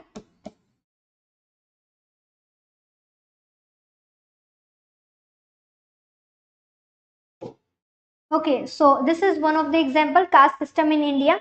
Another example is in the ancient Rome, people, they were born either as a citizen or slave or aristocrats. So this is also one of the example. So Rome, society or societal structure. So what do we have in terms of the Rome? So in the Rome, we are having the people having different criteria. Like some people are the citizens, some as the slaves, some as the aristocrats. So we are having aristocrats, we are having the slave. So these are the criteria that's there in terms of the birth. Next, second criteria, while explaining about the criteria of social stratification, could be wealth.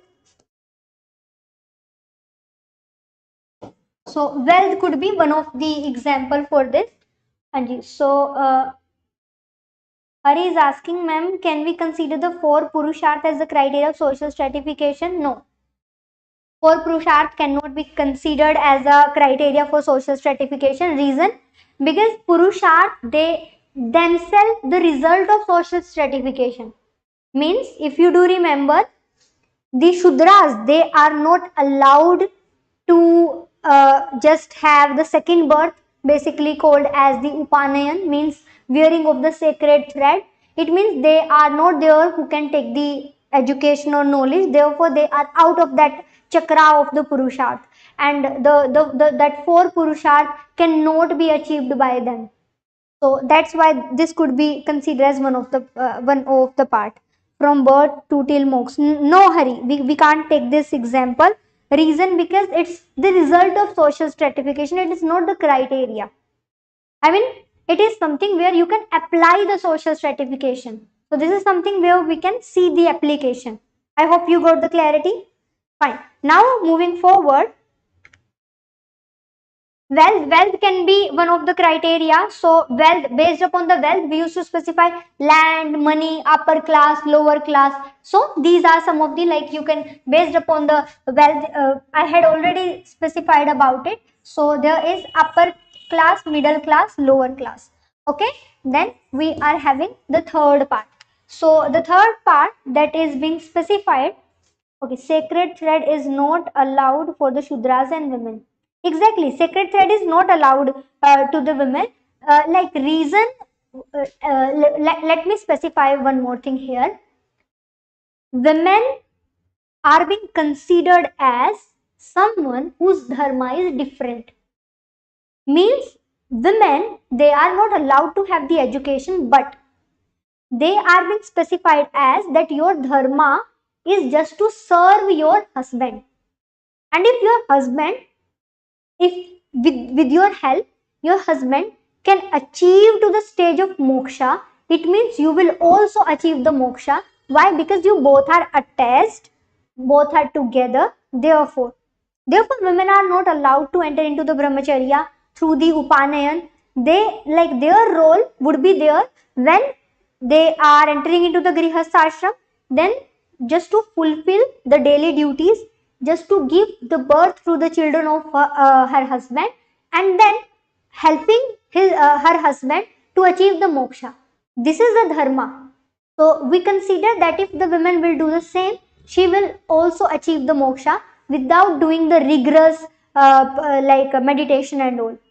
So that was one of the things. Fine.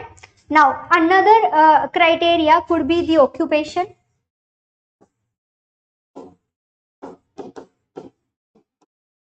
Now, because of the Varna system, some occupations are already decided. Now, what are those?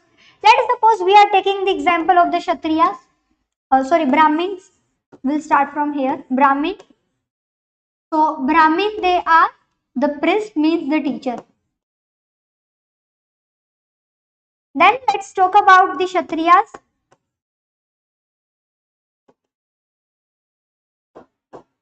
Kshatriyas, they are being specified as the courage, someone having courage as well as wisdom. So they would be considered as ruler as well as warrior. Then let's suppose Vaishyas, then Shudras. Vaishyas, they are considered as the trader, and Shudras as service provider.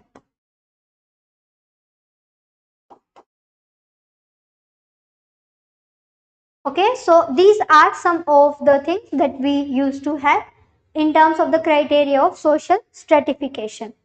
Another criteria could be education. So we can write down here the fourth one, education.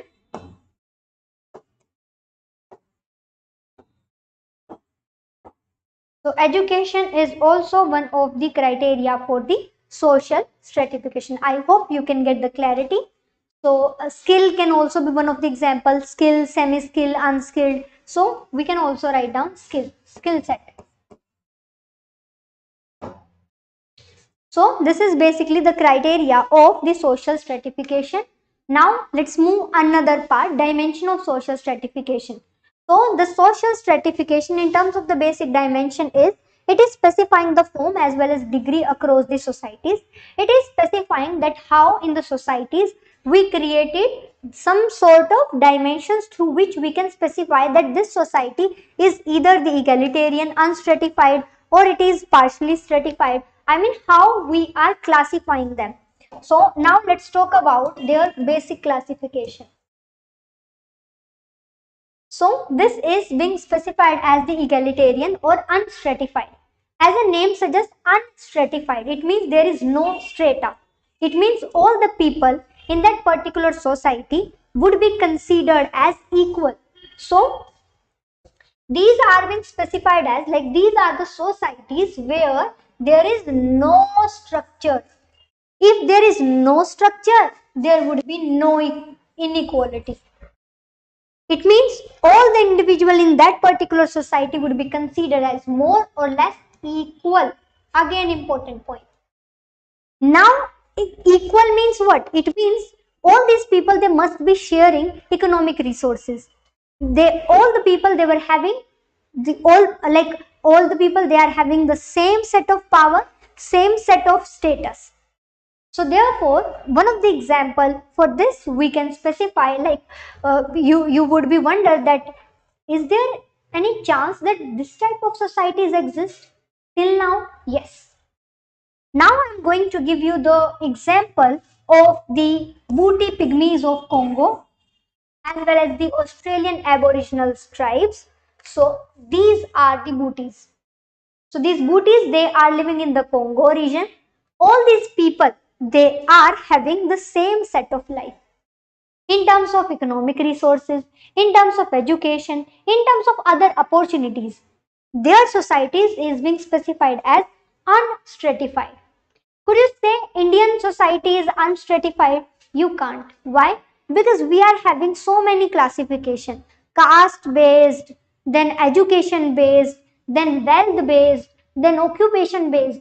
So Indian society was not at all unstratified even in the past time period, even in the ancient time period. So we are having this stratification and criteria from the very beginning, from the time of the inception itself. Fine? Okay. Now, next take up the rank based societies. As the name suggests, these society, they are having some sort of stratification. It means partially stratification. Partially means in these societies there is equal access to wealth as well as power, but prestige or status is unequally distributed. Means all the people, they would have the wealth, all the people would have the power, but let us suppose they consider someone as the king family. So if there is king family, the all those person would serve the king family. Why? Because king family having the equal access, having the equal opportunities, but they are having quite possible more prestige. So in the Samoan of Tahiti, so I had shown you the picture of Samoa of Tahiti. These people, they have chief. Chief used to receive honor, but chief is not concentrating the wealth. Chief is not having someone living the luxury life. It's only in terms of respect and honor all the people used to provide to the chief. So this is also one of the example of partially stratified. So the example is Samoa of Tahiti. This is how these people look like. You can see that Samoa of Tahiti and black and white picture is there. Now this type of inspired clothes are, designer clothes are being used. Here you can see their hairband. Here you can see their dresses, their one-piece dresses. Now these people, they are inspiring the designers to dress to design something like this. So this is what you can understand. I hope you can get the clarity. Now next and the last one is class society. Class society means fully stratified. Fully stratified, you can take the example of Indian society. Indian society is fully stratified in terms of power, in terms of wealth, in terms of education, in terms of the skill, opportunities, occupation, anything. So here, like you can take the example I had included, India with both caste and class element. We are having class as well as caste. Now, class society,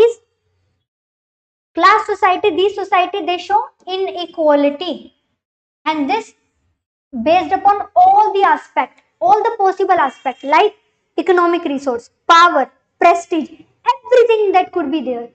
So based upon this criteria, again you can think upon that it is linked to the birth, occupation, wealth, all those criteria that we have done.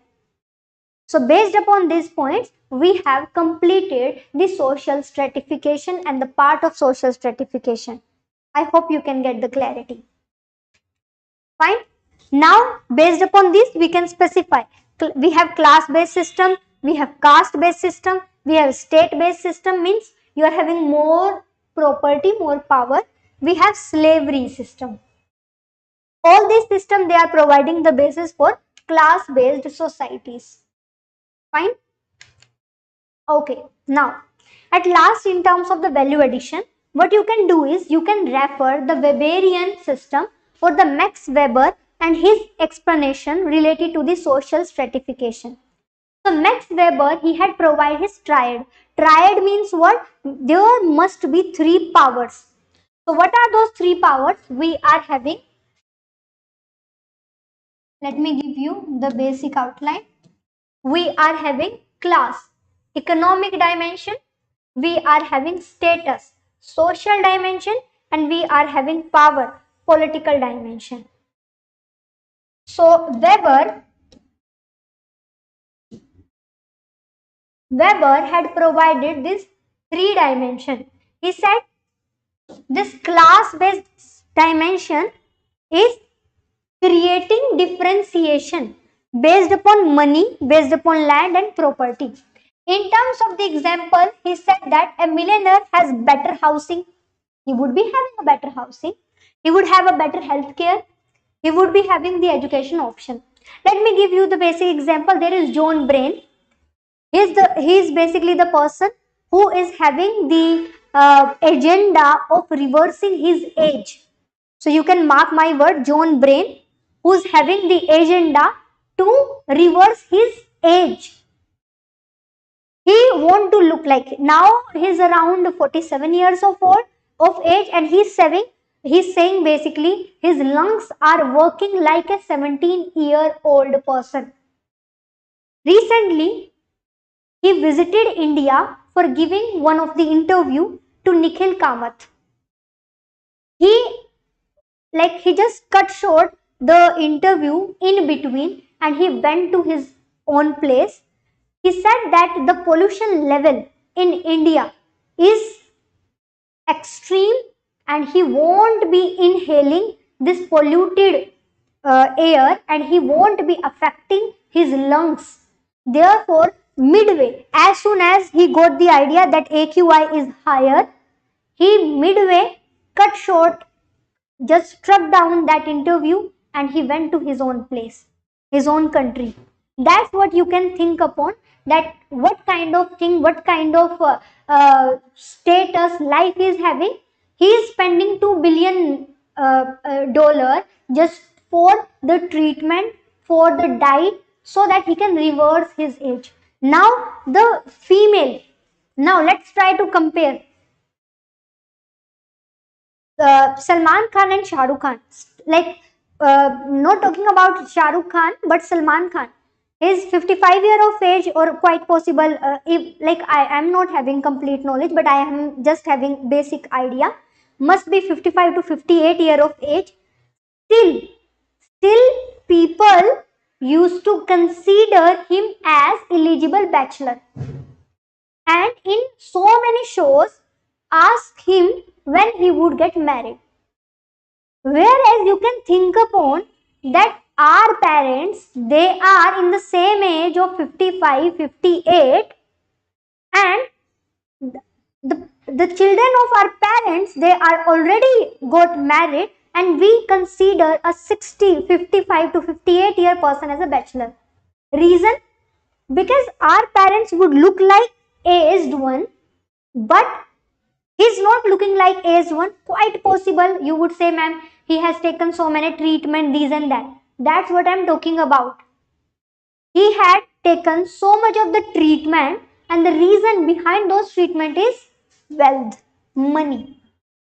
So millionaire, that's why they are having a better life.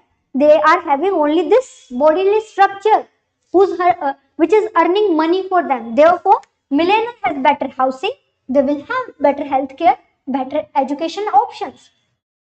In terms of status, prestige, honor, these are attached. So for example, there is a person, monk.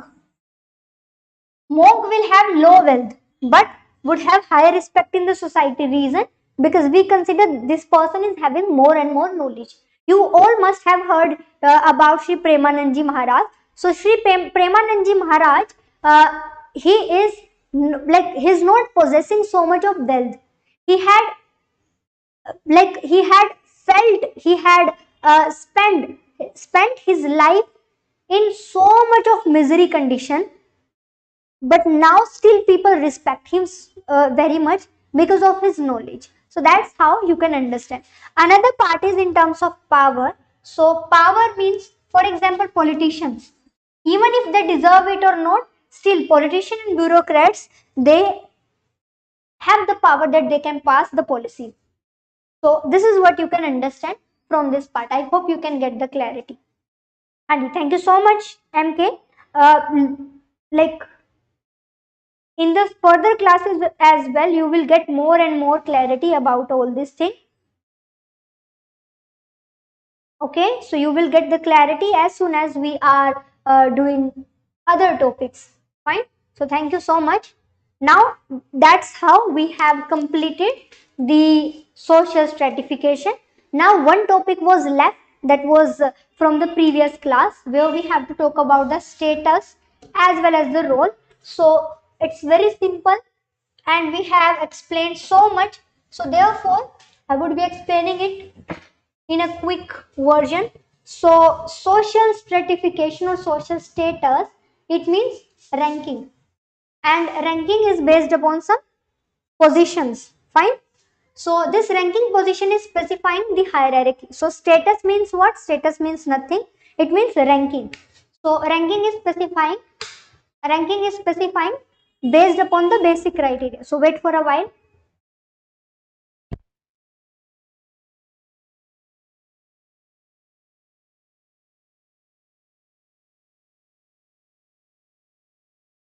So ranking is basically specifying some sort of classification. So ranking is specifying the classification. Fine.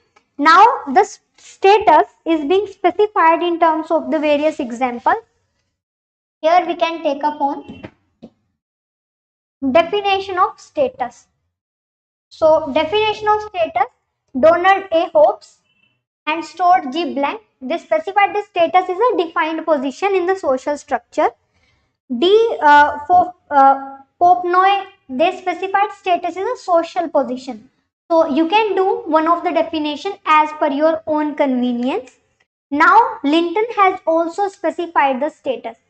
They specified that status, they are of two types, ascribed as well as achieved. Means some of the status are specified as the status which you have achieved, whereas there are some status which you have ascribed. Now let me differentiate. Ascribed status are those status which are innate differences and based upon the basic abilities. For example, your birth. Birth is something that is ascribed. The kind of status, let us suppose you are living a very misery based life, and don't take it in a wrong way, but just take in terms of example. You are living a very misery life and you died, and after your death, next day, you got birth in the Ambani's family. Let us suppose. So, your birth in a very rich family is something your ascribed status. You haven't done anything. You would be getting the generational wealth. So that's how you can specify that birth of an individual in a particular social category. Let us suppose in a class, in a caste is specified as your ascribed status. So your caste, your race, your country, your family, your wealth, all these things, they are specified as ascribed status. Now let's try to understand as achieved status.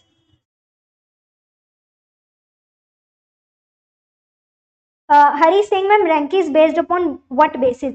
Ranking is based upon all the bases. All those bases means caste could be, wealth could be. So caste and wealth, they could be one of the one of the example for that. Fine. Anything could be the basis for that. Next, let us suppose achieved status.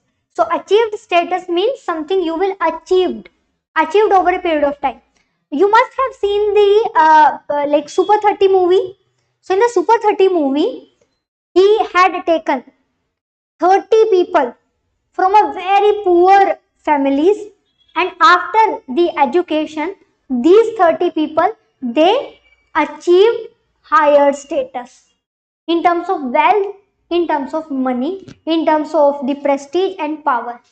So education, skill, all these being specified as achieved status. Let us suppose you are a, like in the previous time period it used to be happen, you are very beautiful, and any of the ruler, they liked you and they proposed you and you got married with that person. It means now, being a very poor person, you become the princes of that particular prince. Now you had, like, your marriage gave you one of the achieved status. So this could be one of the example for that. Okay, so like marital status of a wife or a husband, they are specified as achieved status. So this is also one of the example here you can specify. I hope you got the clarity. This is something that we have explained so much. Here we can just explain about it in a brief manner and we can do our work. Now, one, we are having the status. Another one which is important, we are having the role. So according to the Linton,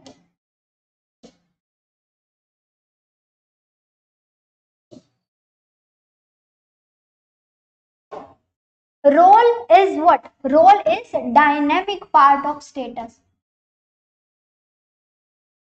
And role refers to the actions as well as the responsibilities.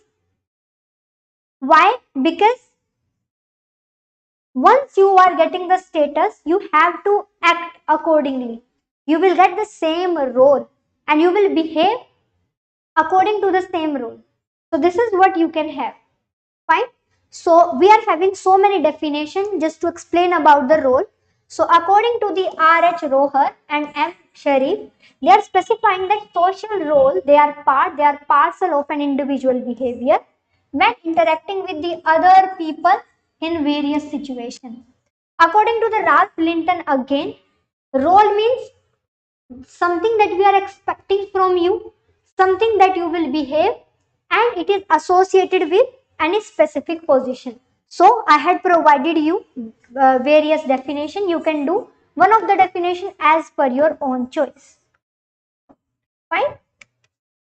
Now, Erving Goffman, he had specified the concept of the total institution based upon the status as well as the role. So the concept of the total institution, it was being given by the like Erving Goffman, and Erving Goffman, as he was specifying about it, he said that it is talking about asylum, essay on the situation of mental patient and other inmates. They define that total institutions, they are the place of work. They define that total institutions, they are dependent upon the residents. And they are saying that institutions, they are here so that we can socialize and we can re-socialize. So these re-socialization is dependent upon the working of the institutions and the way these institutions, they are doing their work. For example, as a total institution, the military re-socialize new recruit into the military to operate as a soldier. So that's what we can say, that you are having two type of life. One as your normal life, another one as a soldier. You are having another social life where you will create the dynamics of relationship. Fine. So this is what that we have understood related to the status and the role, and that's how your unit for the paper 1, unit 2.2 is completed. If you have any sort of doubt, you can ask for, and you can fill up the You can fill up the Google form that's available in the description box. Next class we would be having on the Thursday. So on Thursday we would be having the class for the PYQ discussion related to the unit 2.2 society. Okay, so next class would be on Thursday, Unit 2.2 PYQ discussion. I will notify you through the Telegram channel, that is official Telegram channel of Sunya IAS. This class PPT, this is also you can download from there. I used to name them Unit 2.2 and which lecture it is. So it is going to be lecture 4, Unit 2.2, and then going to be have the last lecture for the PYQ discussion, Unit 2.2. Now, as you know, our next batch for the Anthropology Optional is going to start from 10th of June. And this time we are offering our batch in the offline and the online mode.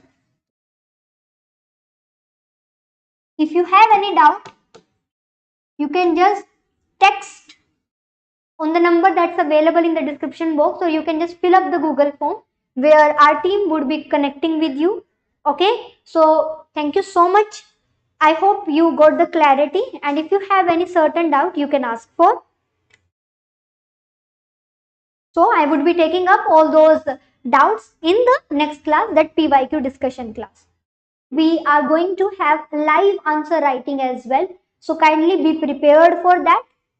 You already know the way how to write the answer, because in the previous unit 2.1 fifth lecture PYQ discussion we had.